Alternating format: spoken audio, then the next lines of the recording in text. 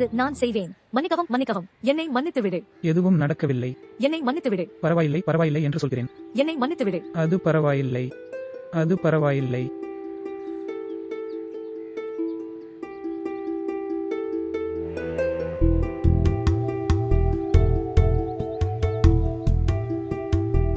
நீ இங்கேயே நிற்பாயா? வெளியே போ.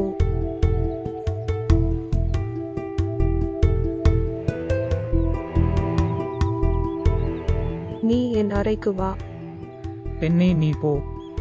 என்னை விடு. அவளை சந்தி.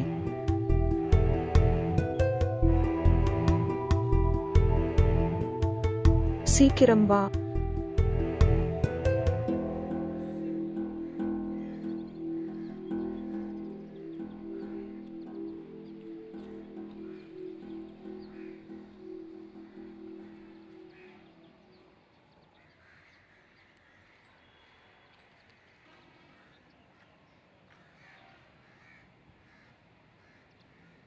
சகோதரி எப்படி இருக்கிறாய்? எத்தனை நாட்கள் இங்கே இருந்தாய்? உனக்கு உன் சகோதரி ஞாபகம் இல்லை. நான் உங்களிடம் 2 முறை வந்தேன். நீ தூங்கிக் கொண்டிருந்தாய். அதனால் நீங்கள் என்னை எழுப்பலாம். நான் நேரத்தை குறைக்க தூங்குகிறேன். நீங்கள் எவ்வளவு காலம் இங்கே இருப்பீர்கள்? இப்போது நான் இங்கே தங்குவேன். ஏன்? உனக்காக இங்கே என்ன இருக்கிறது? உனக்கு நினைவிருக்கிறதா? நாங்கள் பள்ளியில் இருப்பது போல் விளையாடுவோம். நான் ஒரு மாணவனாக இருந்தேன், நீங்கள் எனக்கு ஆசிரியர். இப்போது நான் உங்களுக்காக ஒரு உண்மையான பள்ளியை இங்கே உருவாக்குவேன். என்னுடன் கற்பிப்பீர்களா?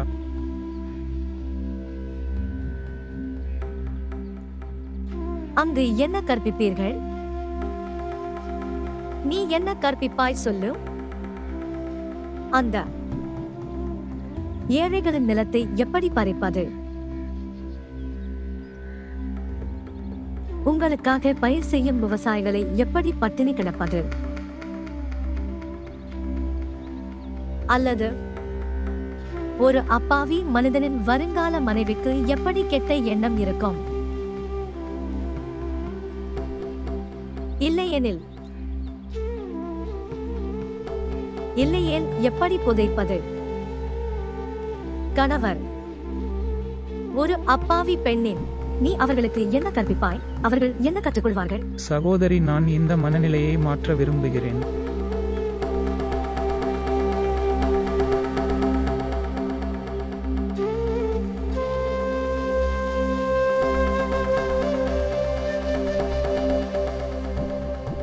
கேளுங்கள். உங்களுக்கு அந்த ஆசியா தெரியும். அவளிடம் சொல். அவள் பெயரை மாற்ற வேண்டாம். இன்னும் அதை மாற்ற வேண்டாம்.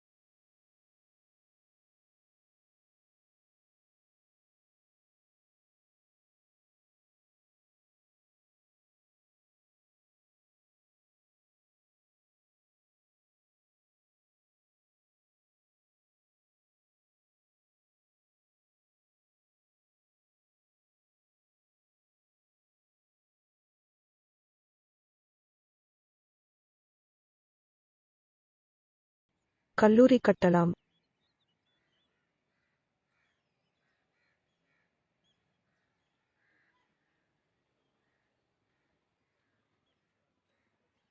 இங்கே பள்ளிக்கூடம் கட்டப்படும் மேடம். இந்த கிராமத்தில். பிறகு, மகனே, என் மரணத்திற்காக நீ காத்திருக்க வேண்டும். ஏனென்றால் நான் உயிருடன் இருக்கும் வரை நிலத்தில் பள்ளி கல்லூரி கட்ட விடாதீர்கள். கிராமம். அல்லாஹ் உனது நிழலை எங்கள் தலையில் என்றும் நிலைத்திருப்பானாக. உங்கள் நிலம் எனக்கு வேண்டாம். இன்றும் இல்லை. எனக்கு தளம் கிடைக்கவில்லை என்றால் நான் ஒரு துணியை தரையில் போடுவேன். எனக்கு கூரை கிடைக்காவிட்டால் நான் மரத்தை தங்குமிடமாக பயன்படுத்துவேன். ஆனால் இங்கே பள்ளி கட்டப்படும்.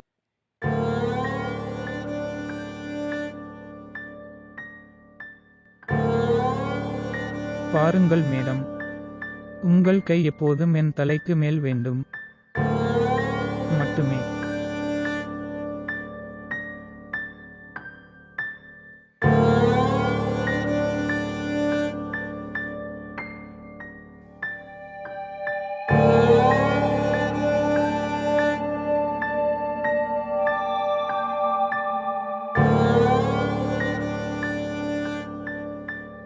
அஸ்ஸலாமு அலைக்கும்.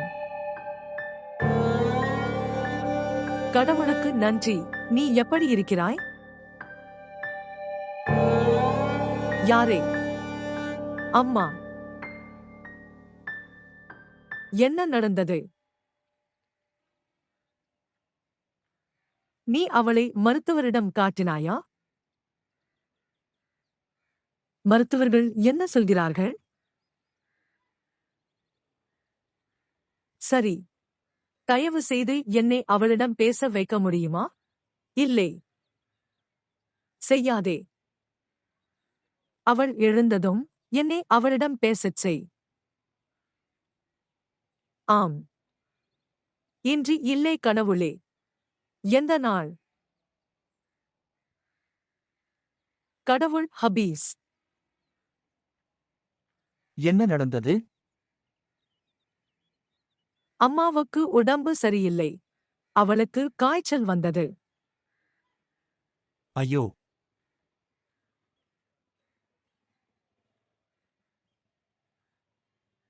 போய் 2 அல்லது 4 நாட்கள் ஒன்றாக கழிக்கவும். போய் அவளை சந்தித்துவிட்டு வா. அவளுடைய உடல்நிலை பற்றி அவளிடம் கேளுங்கள். எப்படி போவது? இது ஒரு மரண வீடு. ஷாசீப் வந்துள்ளார். நூற்றுக்கணக்கான மக்கள் ஆறுதல் கூற வருகிறார்கள். சகினா காத்திருக்கும் காலகட்டம். ஆம், அவ்வளவுதான். ஆனால் உங்கள் தாய்மார்கள் கவனிப்பதும் அவசியம். நான் அம்மாவிடம் பேசுகிறேன். தயார் செய்யத் தொடங்குங்கள். நீ போக மாட்டாயா? நான் வேறொரு நாள் வருவேன். நீ இப்போதைக்கு போக வேண்டும். சாதிக்கை உங்களுடன் அழைத்துச் செல்லுங்கள். நான் அவளை சொல்வேன். கௌசர் கூட. என்ன நடந்தது?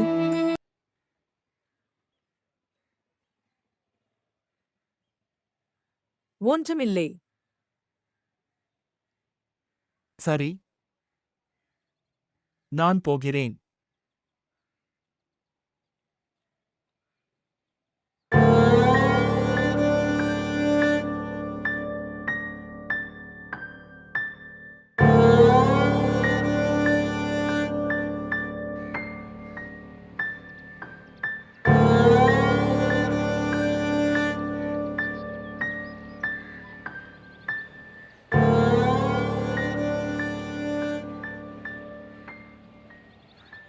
அதை விடுங்கள்.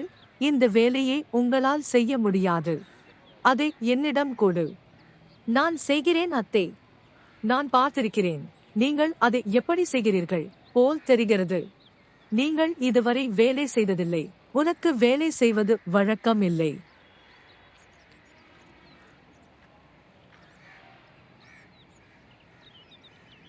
என் சகோதரனின் மனைவி என்னை வேலை செய்ய விடுவதில்லை.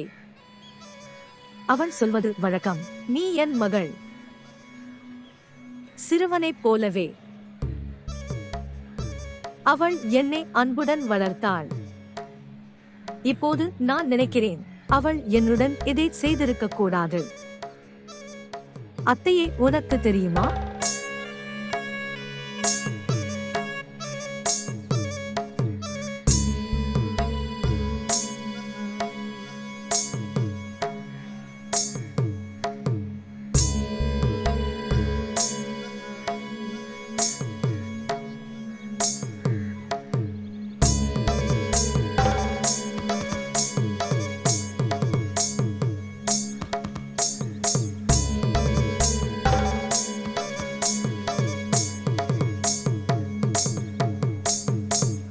அவர் சென்று விட்டார்.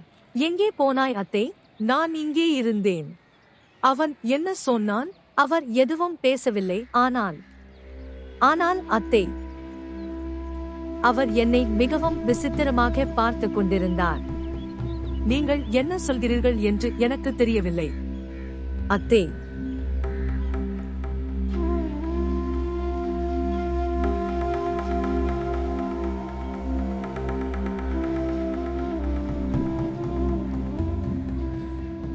விடு, உன் வேலையை செய்.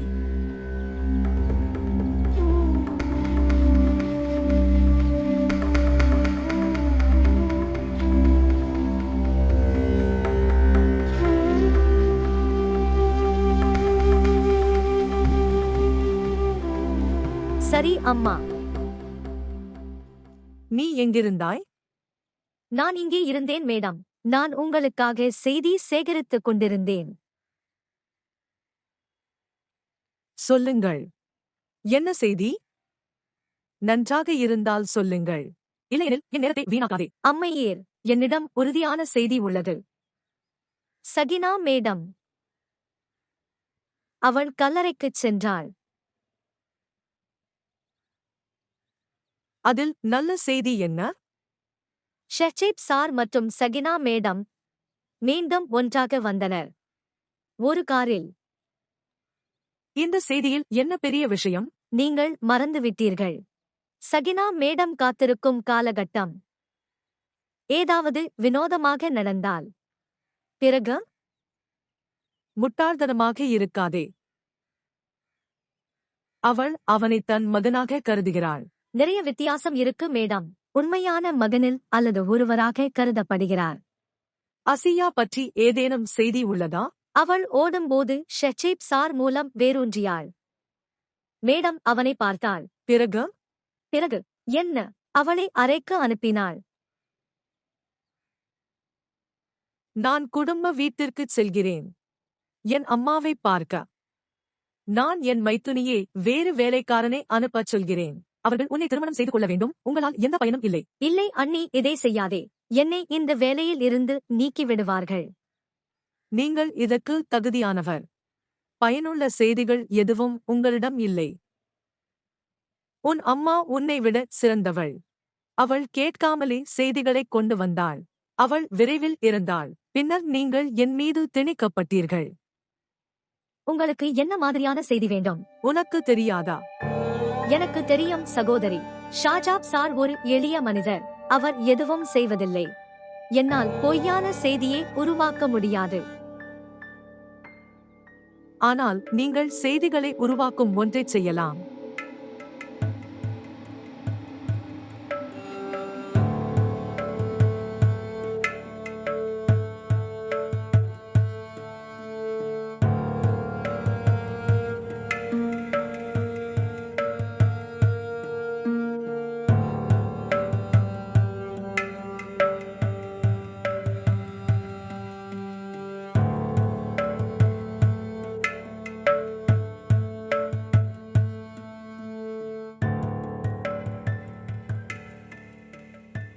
அத்தே,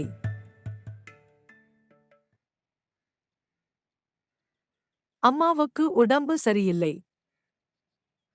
நீங்கள் அனுமதித்தால் அவளை சந்திக்க விரும்புகிறேன். நான் மாலைக்குள் வருவேன்.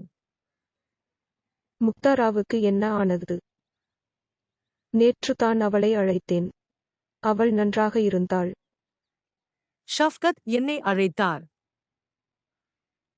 அவளுக்கு காய்ச்சல் இருப்பதாக அவர் என்னிடம் கூறினார். அவர் இளமையாகவும் அப்பாவியாகவும் இருக்கிறார். அவர் எளிதில் கவலைப்படுவார். எதுவும் இல்லாவிட்டாலும் நான் யோசித்தேன். அவளை ஒருமுறை பார்க்க வேண்டும். சரி. அவளுக்கும் என் வணக்கங்களை செலுத்துகிறேன்.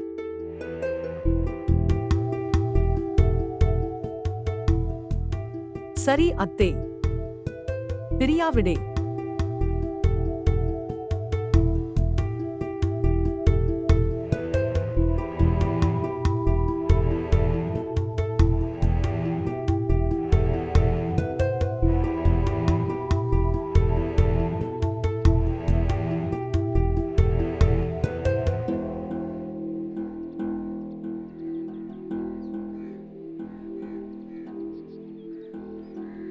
அவள் வருகிறாள்.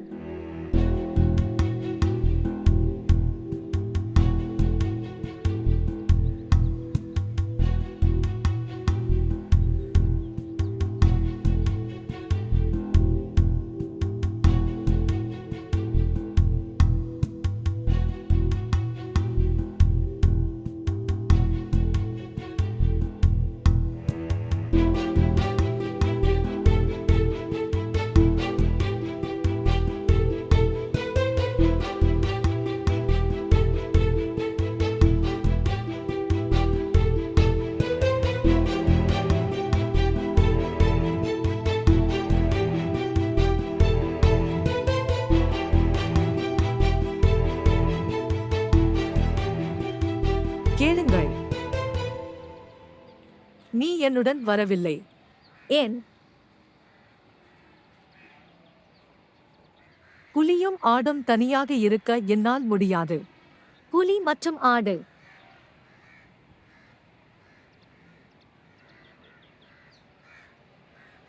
நான் ஐயா மற்றும் அசியாவை பற்றி பேசுகிறேன். சிங்கம் தவறு செய்யும் என்று நீங்கள் விரும்புகிறீர்கள். மேலும் சிங்கம் தவறு செய்ய வாய்ப்பு கிடைக்காமல் இருக்க வேண்டும். அமைதியாக பேசுங்கள். உடல் போனதும் நான் எதுவும் சொல்ல வேண்டியதில்லை. கவனி. இந்த வழியில் நீங்கள் என்ன செய்கிறீர்கள் என்று யாருக்கும் தெரியாது. நீ என்னுடன் போகிறாய் என்பது அவர்களுக்கு மட்டுமே தெரியும். அறிந்து கொண்டேன். ஆம், எனக்கு கிடைத்தது. தோல்வியை குலா ரசூலின் கண்களில் வைக்க வேண்டும்.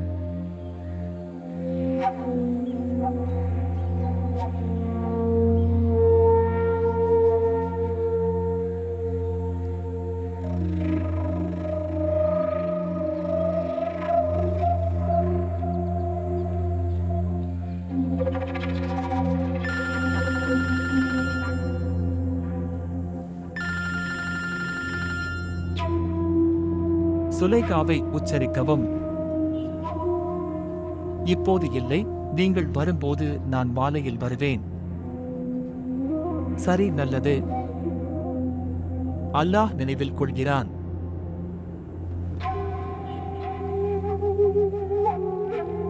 பின்னர் நான் மாலை வரை தாமதமாக வருவேன்.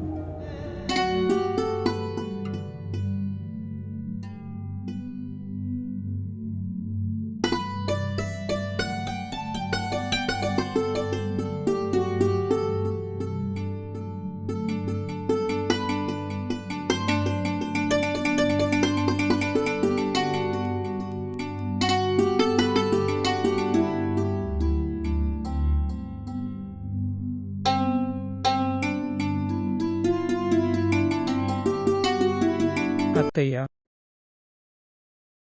அத்தையா,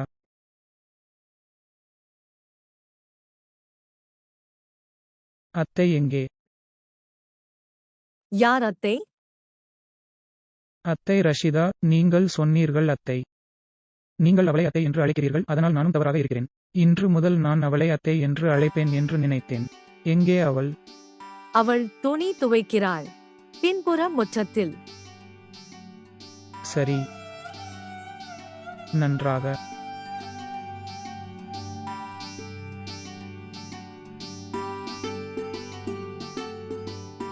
உனக்கு தேநீர் எப்படி செய்வது என்று தெரியுமா?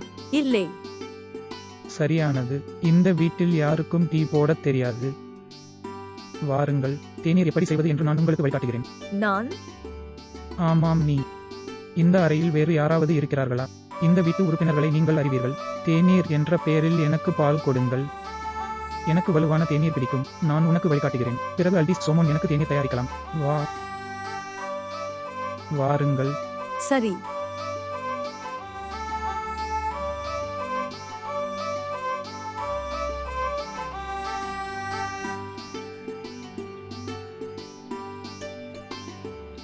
என்ன நடந்தது தம்பி?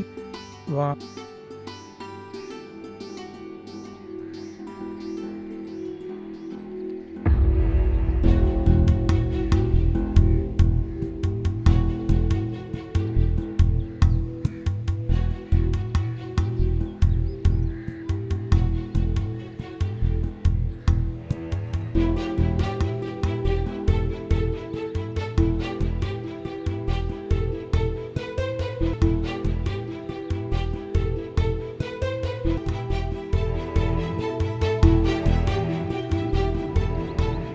வீட்டிற்கு திரும்பு.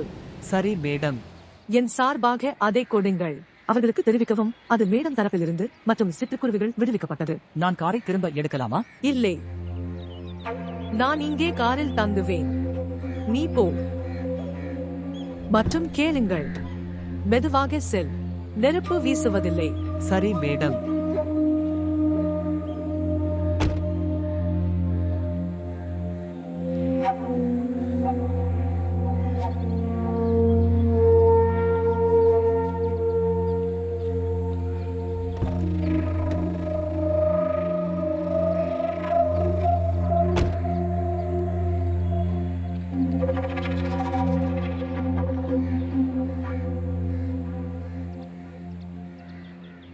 முன்பெல்லாம் அம்மா சாப்பாடு போடுவாங்க.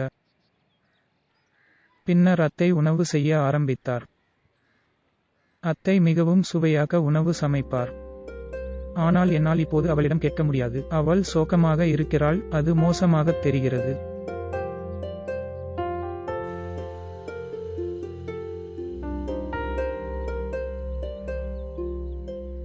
உணவு சுவையை மட்டுமே தருகிறது. அன்பான ஒருவரால் சமைக்கப்படும் போது. இப்போது நீயும் அன்பானவன். சரி, பார், அது அவசியம். 2 கப் உள்ளே குறைந்தது 1½ ஸ்பூன் தேநீர் வைக்கவும். குறைந்தபட்சம் 1½ ஸ்பூன் தேயிலை இலைகளை சேர்க்கவும். இல்லையெனில் தேநீர் அல்ல, அது பால். சரி, நீங்கள் அதை விழிப்புடன் பார்த்தீர்களா? இனிமேல் நீங்கள் எனக்கு இந்த வழியில் தேநீர் தயாரிக்க வேண்டும்.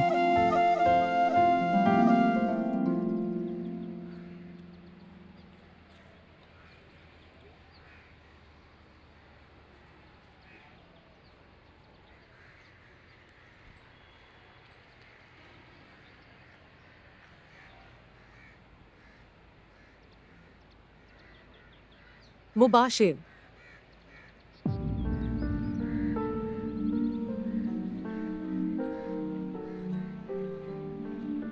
என்னை ஏன் இங்கு அழைத்தாய்?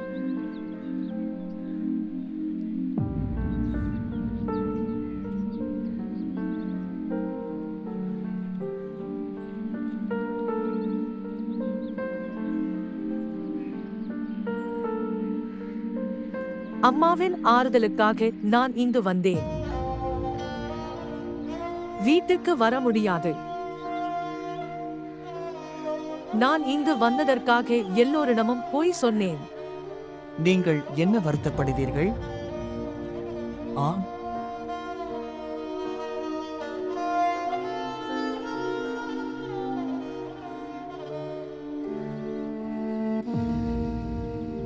ஃபரிதா எப்படி இருக்கிறார்?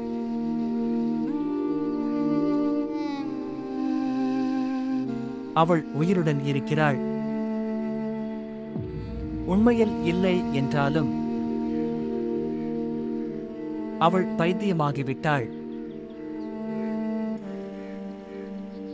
முன்னியையும் அம்மாவையும் தேடி அலைகிறாள்.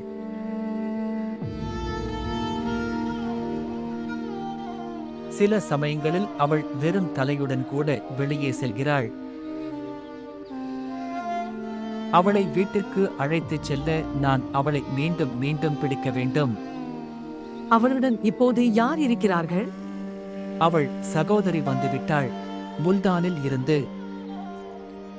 கலீதா, ஆ, உங்களுக்கு ஏதாவது உதவி தேவைப்பட்டால் சொல்லுங்கள்.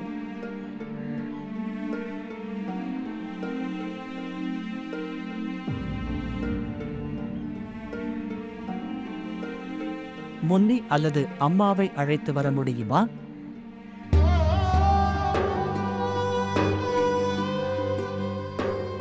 விட்டு சென்றவர்கள். என்னால் அவர்களை திரும்ப கொண்டு வர முடியாது. ஆனால் எஞ்சியிருப்பவர்கள், அவர்களுக்காக என்னால் எதையும் செய்ய முடியும். எனக்கு உத்தரவிடுங்கள். ஆசியாவுக்கு என்னால் முடிந்ததை செய்வேன். ஆனால் சில நேரங்களில் என்னை சந்திக்க அனுமதியுங்கள். உடனே பதில் சொல்லாதே. முதலில் நன்றாக யோசியுங்கள், பிறகு சொல்லுங்கள்.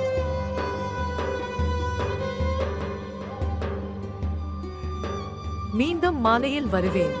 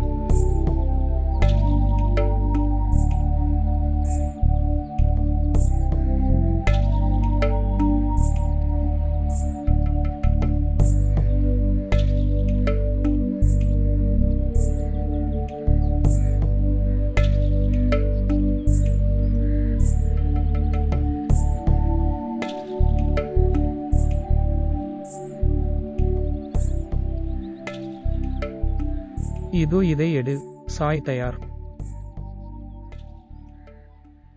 உங்கள் வாழ்க்கையில் முதல் முறையாக இந்த வலுவான தேநீரை முயற்சிக்கவும். இதை குடி.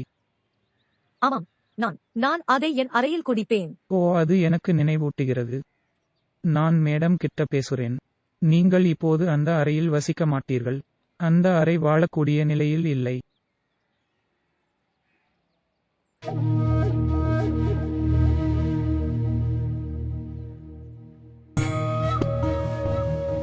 நீங்கள் இங்கே என்ன செய்கிறீர்கள்? அவளை இங்கு அழைத்து வந்தேன் மேடம். நீ உன் அறைக்கு போ. அது அவள் தவறல்ல.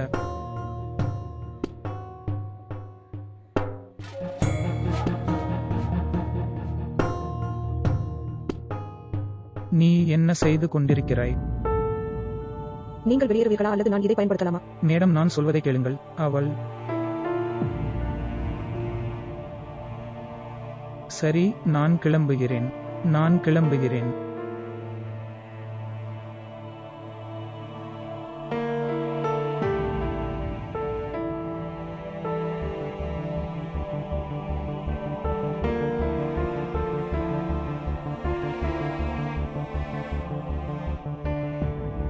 உன்னை இங்கு வர அனுமதித்தது யார்?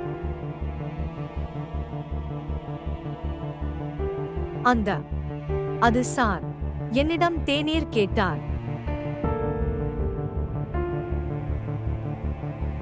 வா. ஷீட்டோவை என் அறைக்கு அழைத்து வா. இப்போது.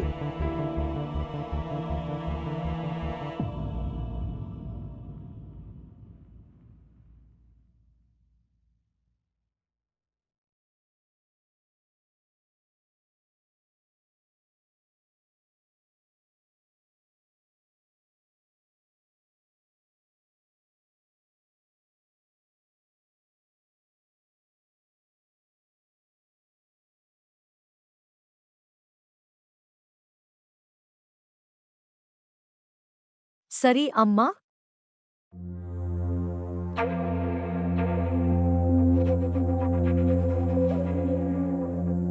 ஷீடோ இங்கே இருக்கிறீர்களா? சரி அம்மா.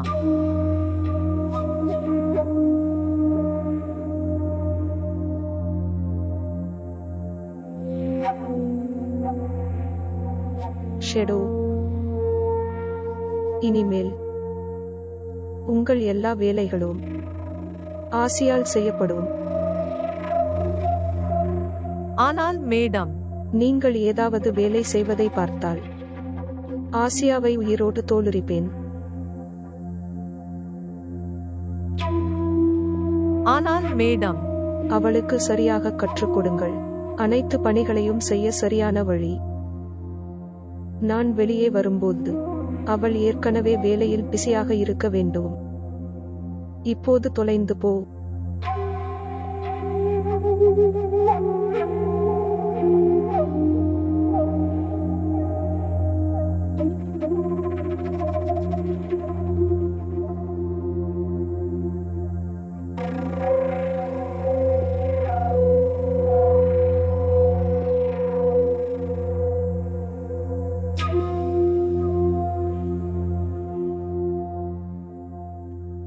உங்களுக்கு என்ன தேவை இருந்தது? சமையலறைக்குள் செல்ல வேண்டாம்னு சொன்னேன். நான் என்ன செய்ய முடியும் ஷீடோ அத்தை? சார் என்னிடம் தானே கேட்டார்.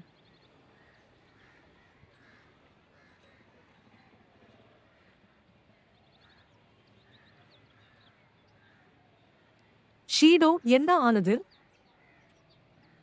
சகீனா சகோதரி, தயவு செய்து மேடம் சென்று அவளை காப்பாற்றும்படி கேட்டுக்கொள். ஆனால் என்ன நடந்தது? உண்மையில் என் வேலைகள் அனைத்தும் மேடம் உண்டு அவளுக்கு ஒதுக்கப்பட்டது. அவள் ஏதாவது தவறு செய்திருக்க வேண்டும். ஐயா வரச் சொன்னார். அவள் அவனுடன் சமையலறைக்கு சென்றாள், தேநீர் தயாரிக்க. இந்த விஷயத்தில் அவள் தவறு இல்லை. இந்த வீட்டில் எப்போதும் பெண்களின் தவறுதான். அது உங்கள் தவறு என்பதால் நீங்கள் தாண்டுவீர்கள்.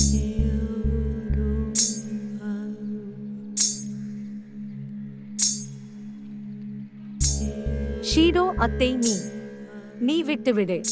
யாருக்கும் உதவ முயற்சிக்காதீர்கள். வேலையை மட்டும் சொல்லுங்க, மேடம் கோபித்துக் கொள்வார்.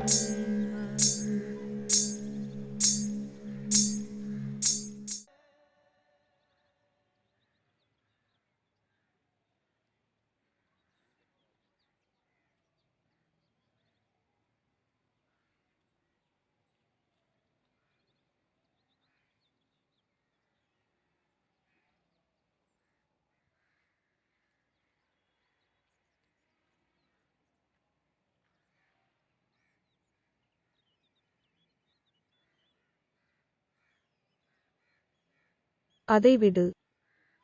உங்கள் கோபம் நியாயமானது மேடம். ஆனால் இதுவும் முக்கியமானது. அது தொற்றிக்கொள்ளும். ஏன் இப்படி பிடிவாதமாக இருக்கிறாய்? நீங்களும் தான். நீங்கள் என்னுடன் போட்டியிடுகிறீர்களா? நான் போட்டியிடவில்லை. தான் பிடிவாதமாக இருப்பது. மேலும் பரவாயில்லை. நான் உன்னுடன் பிடிவாதமாக இருக்கிறேன். ஏனென்றால் நீங்கள் எப்போதும் நான் சொல்வதை கேளுங்கள். வேறு யாருடனும் என்னால் செய்ய முடியாது. அது சரியாக இல்லை. அப்புறம் பிடிவாதமாக இருக்காதே.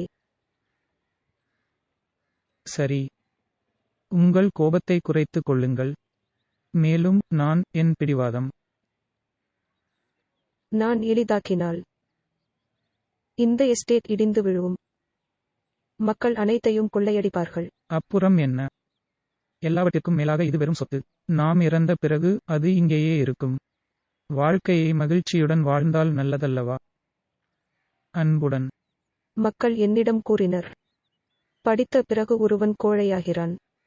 ஆனால் நான் ஒப்புக்கொள்ளவில்லை. இப்போது அவர்கள் சொல்வது சரி என்று நினைக்கிறேன். நான் உன்னை கல்விக்காக அனுப்பியிருக்க கூடாது. நான் கோழை இல்லை. மேலும் கல்வி ஒருவனை கோழையாக்காது. இது உங்களுக்கு விழிப்புணர்வை அளிக்கிறது. எது சரி எது தவறு என்பதை இது உங்களுக்கு உணர்த்துகிறது. உங்களுக்கு என்ன வேண்டும்? நான் ஒரு துப்பாக்கியை எடுக்க வேண்டும் என்று யாருடைய வீட்டின் கதவை தட்டி உள்ளே நுழைய பிறகு நான் அவர்களின் பெண்களை துன்புறுத்தி அவர்களின் குழந்தைகளை பயமுறுத்த வேண்டுமா? பிறகு சொல்வீர்கள், என் மகன் மிகவும் தைரியமானவன், அல்லது நான் அவனை இவ்வளவு அன்புடன் பள்ளிக்கு அனுப்பினேன் என்று நீங்கள் நினைக்கலாம். அவர் எப்பொழுதும் அறியாதவராகத் திரும்பினார். யோசித்துக் கொண்டிருந்தால் கவிதை சலசலப்பை பயன்படுத்துவதன் மூலம் பள்ளி மற்றும் கல்லூரி பற்றி நீங்கள் என்னை சமாதானப்படுத்தலாம். நீங்கள் தவறாக நினைக்கிறீர்கள். நான் இங்கு பள்ளி கல்லூரி பற்றி பேச வரவில்லை. பிறகு பெண்ணை கொடுங்கோன்மையாக நடத்தாதீர்கள். அவளை இங்கே உன் மருமகளாக அழைத்து வந்தாய், அதனால் அவளுக்கு அந்த நிலையை கொடுங்கள்.